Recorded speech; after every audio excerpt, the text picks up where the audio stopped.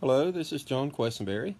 I'm running for state senate in the 9th District to hopefully represent you, the people of Raleigh, Wyoming, and McDowell County in our state legislature.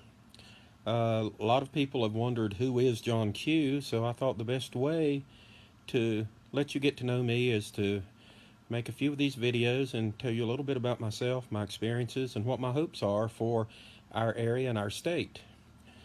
As a teacher, I've seen lots of struggles that students have had that can be traced directly back to their home life. There's no substitute for a loving, caring family that provides discipline, that provides guidance and love and acceptance, and that puts a value on education. One of the areas we as a state can improve in the health and the welfare of our children is by improving the foster care system. I was talking to one of my former athletes a few days ago about one of his former teammates that he knew nothing about this situation. It was a junior high basketball player that I also coached in track. And he was a really good kid. He wasn't a starter, but he worked hard, gave everything, good teammate. But he always needed a ride home. He either got one from me, from one of our parents, Deb Allen, or from one of the other coaches. And he would always ask, "Coach, are you going to the Woodrow game tonight? Can I ride with you to the Armory? There's a JV game tonight. Can I ride with you?" And I had no problem with that. I was glad he wanted to be a part of things. And one day during track season, he asked for a ride home.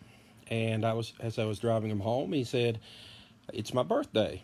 So I said, "Well, what are your plans? Have you got something big planned for tonight?" And he said, "No." I said, "Well, are you at least having a birthday meal, all your favorite foods?" And he said, "No." And turns out when I asked, he said he wasn't even having a birthday cake. This was a kid that was in a foster family. And there are some remarkable foster families there, and we need even more of them. But there's also some abuse that goes on. This family had 5 different foster children. And when I had taken him home before, I was driving up to the front door, and he said, "No, don't let me out there." Said, "We're not allowed to go through there. We have to go through the garage door." And I found out talking to some of the parents that this was a really nice house inside, that they had bought a lot of really nice things, but the foster kids living there didn't have access to any of those. Well, as I was taking him home, I told him I needed to stop by the grocery store and ask if that was okay. And he had said before that he liked Little Debbie cakes, so I sent him to get some Little Debbie cakes. And while he was down the other aisle, I slipped over to the bakery and asked if they could do some writing and put "Happy Birthday" and his name on the birthday cake.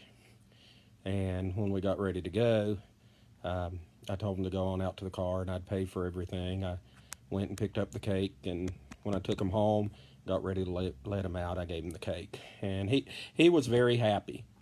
And I asked him the next day at practice, "Did you share that with your foster brothers and sisters?" And he said, "No way, I hid that.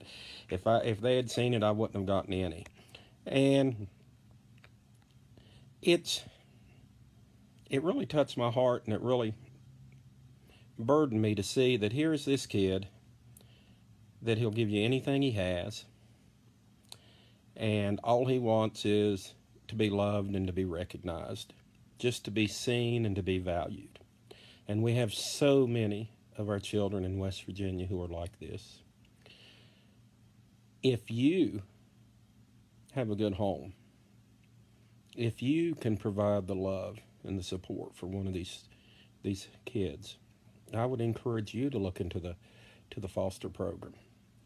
But also, our elected representatives, we need to make sure that we're providing the funding and also providing the supervision so that we can make sure that the most vulnerable, our kids, are being looked out for, that they have a shot in life, that they have those same opportunities, that they have safety, they have security, and they know that, doggone it, somebody cares about them. So this is just one of the stories that has touched my heart as I've taught in these many years and as I've coached. And I thought that illustrated something about the need in our state. And that tells you a little bit about some of my focus, what my concerns are, and what I would like to see us, as the voice of the people, do to help improve our area and our state and make our people's lives a little bit better. Each one of us has a role to play. And I definitely think that our elected leaders have a role to play and can be champions, not just for West Virginia, but for the kids who often have no one else to champion them. So thank you for taking a few minutes to listen to this. I plan to post a few more every few days. And if you have some questions or some comments, feel free to leave those, or you can email me at coachq4senate@gmail.com, and that's the number 4 in my email address. You can also follow me on Facebook or Twitter at coachq4senate, and that's the word 4, F-O-R, or at coachq4senate.com.